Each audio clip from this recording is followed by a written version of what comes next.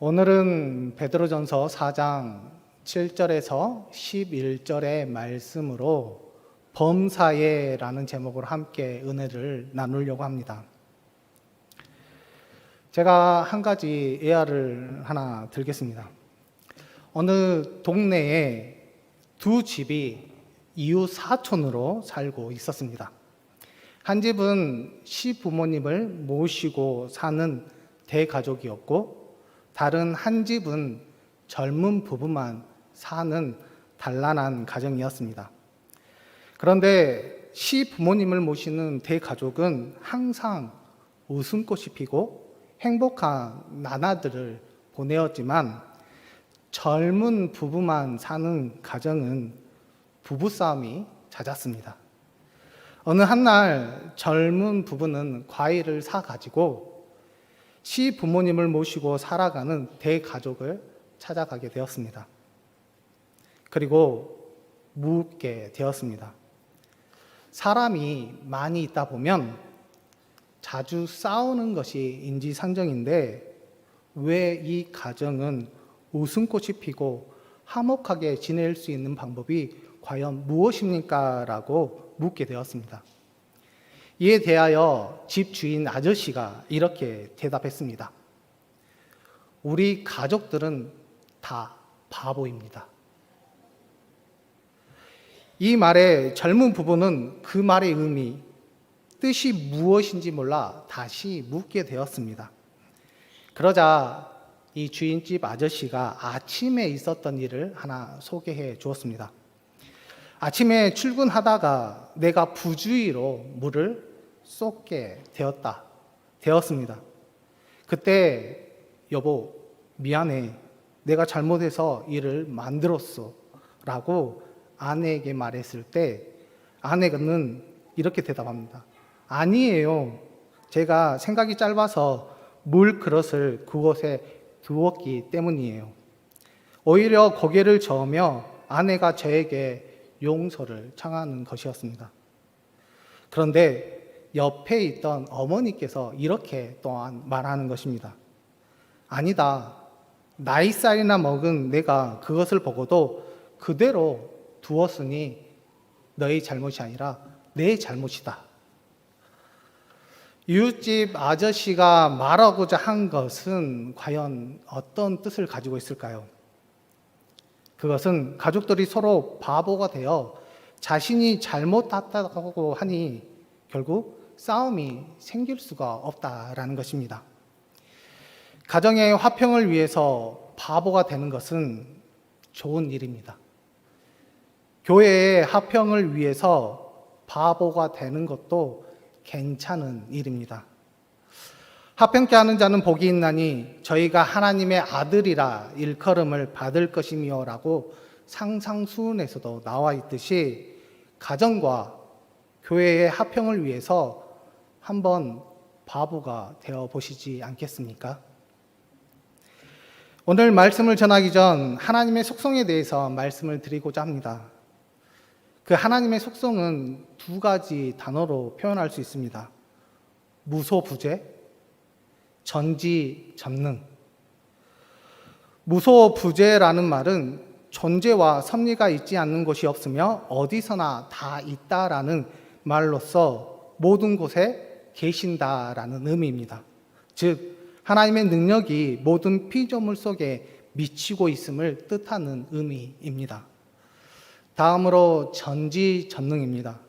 모든 것을 다 알고 계시며 모든 것을 다 하실 수 있다라는 뜻으로서 못할 일이 없다라는 의미를 가지고 있습니다.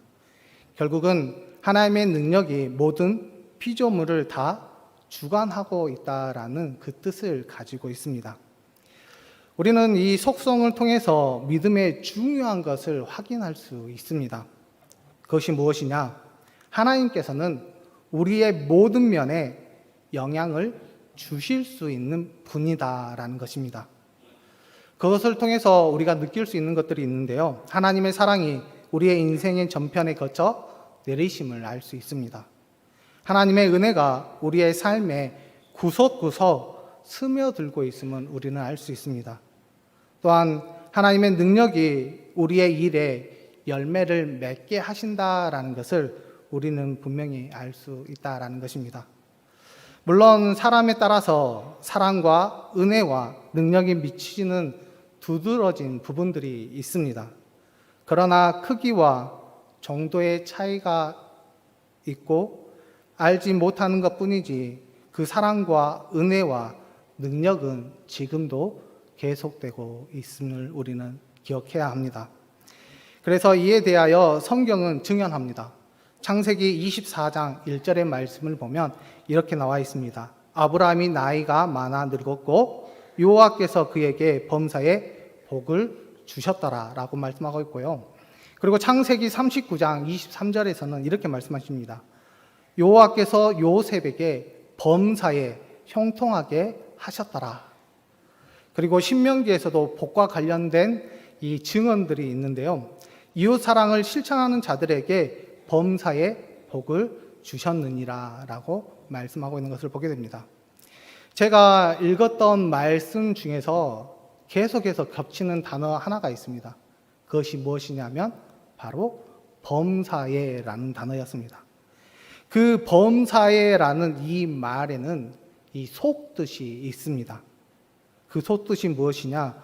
제가 좀 전에 가르쳐 주었던 하나님의 무소부재와 전지전능이 이 안에 담겨져 있다는 것입니다. 결국 우리가 하나님께 범사에 복을 받으면 행복하지 않겠습니까? 하나님께서 범사에 형통하게 하시면 살만 나는 인생이 아니겠습니까? 아브라함도 요셉도 이웃을 사랑을 실천하는 사람들도 범사에 복을 누렸다면 우리들도 그 복을 누려야 하지 않겠습니까? 그렇다면 범사에 복을 누리려면 우리가 어떻게 해야 될까요? 우리 잠언 3장 6절의 말씀인데요. 우리 잠언 3장 6절의 말씀을 같이 읽겠습니다. 너는 범사의 그를 인정하라. 그리하면 내 길을 지도하시리라. 아멘. 범사에 하나님을 인정하면 가는 길을 하나님께서 책임져 주시겠다라고 분명하게 말씀하고 있습니다. 앞에서 우리가 살펴보았던 고백이 하나 있었습니다. 그 고백이 무엇이냐면 하나님께서는 우리의 모든 면에서 영향을 주실 수 있는 분이다라고 우리가 좀 전에 고백했습니다. 그런데 우리의 인생에서 하나님을 인정하지 않는 시간들이 있습니다. 그것뿐이겠습니까? 삶에서 하나님을 인정하지 않는 부분들도 있다라는 것입니다. 뿐만 아니라 교회 안에서는 하나님을 인정하는데 교회 밖에서는 하나님을 무시하고 있습니다. 또한 가정에서는 하나님을 인정하는데 교회 밖에 또한 자신의 일에서는 하나님의 그런 일들을 외면할 때도 있습니다. 또한 어떤 분야에서는 철저하게 하나님을 의지하는데 또 다른 분야에서는 하나님보다 자신을 더 신뢰할 수도 있습니다. 그런데 이런 모습들이 우리의 모습일 수 있다라는 것입니다. 하나님은 신앙의 일관성을 중요시 하시는 분이십니다. 하지만 전지전능하시고 무소부재하신 하나님을 자신의 삶의 한 부분에서 무관하게 여긴다면 신앙의 일관성이 없는 것과 다름이 없을 뿐만 아니라 어찌 보면 불신앙적인 삶의 태도일 것이고 불완전한 신앙일 수 있습니다. 우리가 어느 시기 어떤 일에도 하나님을 의지하고 사는 것이 신실한 신앙임을 우리가 늘 기억할 수 있는 우리 금옥교회 성도 여러분들이 되기를 간절히 소망합니다. 그리고 우리의 길을 인도하시는 하나님을 인정하셔서 인생의 길에 늘 평탄할 수 있도록, 늘 편안할 수 있도록 걸어갈 수 있는 우리 믿음의 자녀들이 되기를 간절히 소망합니다. 또한 우리가 범사에 복을 누리기 위해 해야 할 것들이 또 있습니다. 그것이 무엇이냐? 데살로니가 전서 5장 18절의 말씀인데요. 우리 같이 읽겠습니다. 시작.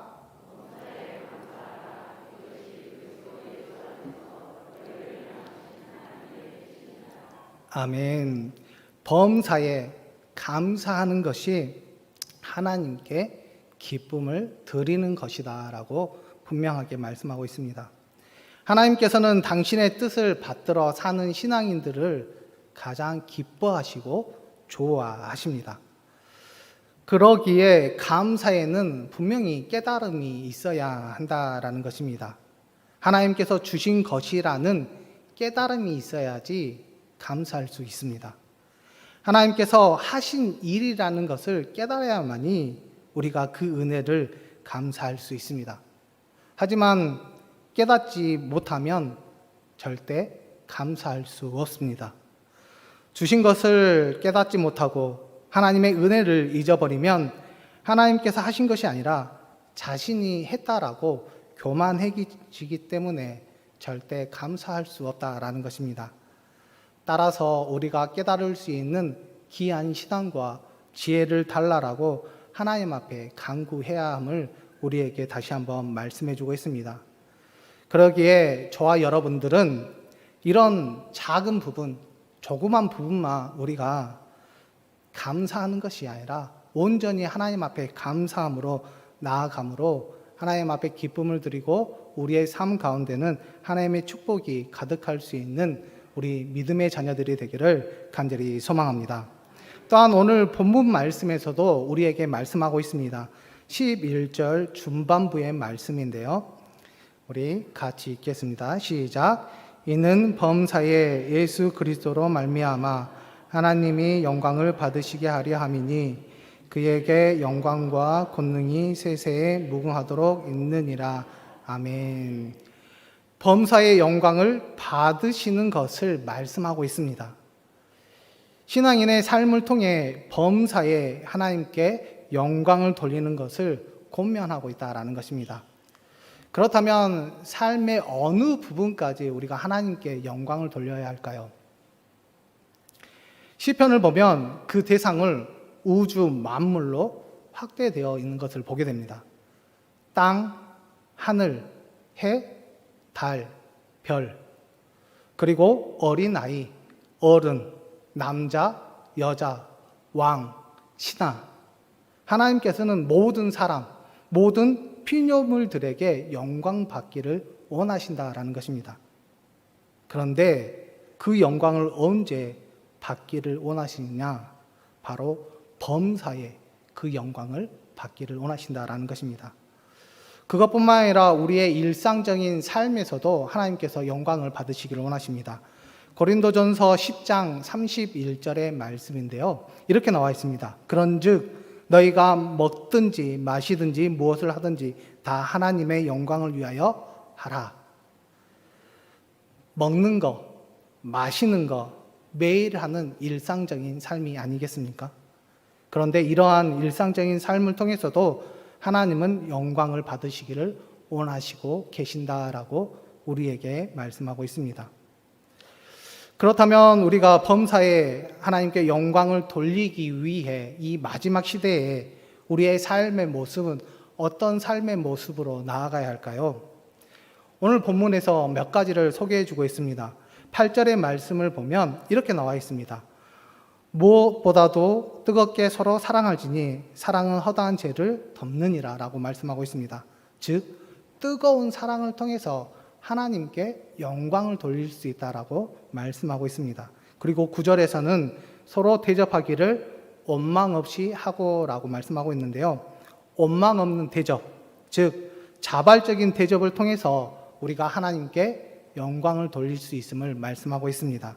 그리고 10절에서는 하나님의 여러 가지 은혜를 맡은 선한 청지기 같이 서로 봉사하라라고 말씀하고 있는데요. 청지기 같은 봉사를 통해서 하나님께 영광을 돌릴 수 있음을 우리에게 말씀해 주고 있다는 것입니다.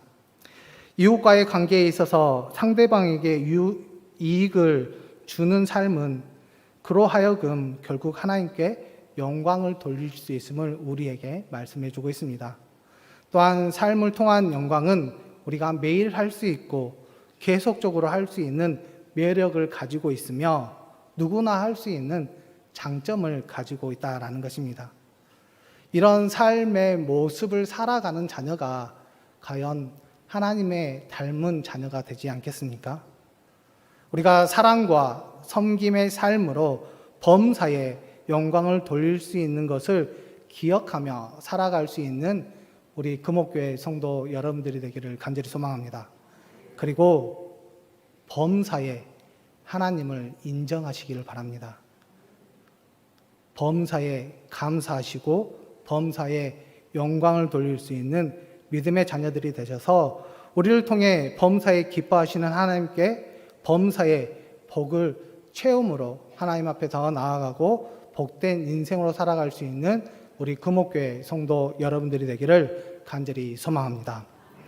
우리가 범사에 복을 누리며 살아가기를 원합니다. 그런데 우리만 그렇게 살기를 원할까요? 아닙니다. 우리의 자녀들도 범사에 그런 복을 누리기를 원하고 또한 모든 사람들이 이런 범사에 복을 누리기를 원합니다. 우리가 그렇게 하려면, 우리 자녀들이 그렇게 하려면 어떻게 해야 될까요? 우리의 자녀들이 범사에 복을 누리기 위해서 이것을 꼭 기억해야 합니다. 그것이 무엇이냐면 성실이라는 단어를 기억해야 합니다. 젊은 날 성실한 삶과 신앙이 좋은 습관을 들이기를 원합니다. 왜냐하면 좋은 습관은 평생 재산이 되기 때문입니다. 어려운 일을 당했을 때 작정하고 기도하려고 합니다. 그러나 좋은 습관이 아니면 얼마 되지 않고 주저앉고 말아버립니다. 장성에서 봉사하려고 작정하였는데 습관이 안 되면 자리 잡기까지가 너무 힘든 과정을 겪을 수 있습니다. 그렇기 때문에 우리가 성실한 좋은 습관을 들이도록 노력하고 우리의 자녀들이 그렇게만 한다면 결국 범사의 복을 받을 수 있다라는 것입니다. 또한 모든 사람들이 하나님을 기쁘시게 해드리는 삶을 살기를 원한다면 범사에라는 말을 생각하면서 인내를 기억해야 합니다. 우리가 나이가 있으면 이런 말이 있습니다. 참는 것이 덕이다라는 말이 있습니다. 젊은 날 신앙생활을 하지 못하다가 등한시에서 생긴 일들이 있으셨을 것입니다. 그럴 때 한번 생각해 보면, 그 과거에 있었던 일을 생각해 보면 내가 인내하지 못해서 생긴 일임을 알 수 있습니다. 그리고 몇 번이나 힘들고 어려운 일들이 있었을 때 한번 뒤를 돌아봐 생각해 보면 내가 인내하지 못해 그런 일들이 있었음을 기억합니다. 우리가 인내하게 되면 이해하게 되고 축복하게 되고 사랑하게 되어 있습니다. 그러면 예수님의 마음을 닮아가는 자녀가 되지 않겠습니까? 인생의 어떤 시기에도 하나님께 기쁨을 드릴 수 있음을 잊지 마시고 인내함으로 나아갈 수 있는 우리 귀한 금옥교회 성도 여러분들이 되기를 간절히 소망합니다. 성경에서는 신앙인을 나무에 비유하는 그런 말씀들이 있습니다. 시편 1편에는 이렇게 나와 있습니다. 시냇가에 심은 나무라고 표현하고 있으며 시편 52편에서는 하나님의 집에 있는 푸른 감람나무라고 말씀하고 있습니다. 그런데 이 말씀을 우리가 좀 더 생각해 보면 나무의 종류나 연수 그리고 크기에는 관심이 없습니다. 어디에 심겨져 있느냐에 관심이 있다라는 것입니다. 그 이유는 시냇가에 심겨지면 생명력이 있는 모습으로 열매를 맺을 수 있고 하나님의 집에 심겨지면 하나님이 키우시는 존귀한 나무가 될 수 있기 때문입니다. 인생에 있어서 우리가 청소년, 청년, 장년, 노년은 다 우리가 겪어야만 하는 과정입니다. 중요한 것은 어떤 시기에도 우리가 어떻게 살아가는 것이 중요한 것이 아니라 우리가 하나님과 깊은 관계를 맺고 살아가느냐가 가장 중요하다라는 것입니다. 그것이 신앙인의 비결이고 또한 범사에 하나님을 기쁘게 해드릴 수 있는 귀한 삶을 살아갈 수 있음을 우리에게 말씀하고 있습니다. 우리가 범사에 하나님을 인정하고 감사하고 영광을 돌리는 삶의 모습이 범사에 내려주시는 복과 형통을 경험할 수 있음을 늘 기억하셔서 우리가 그런 삶을 살아내므로 우리의 그런 평생 동안에 우리의 삶 가운데 범사에 귀한 열매를 맺고 복된 인생을 살아갈 수 있는 우리 금옥교회 성도 여러분들이 되기를 간절히 소망합니다.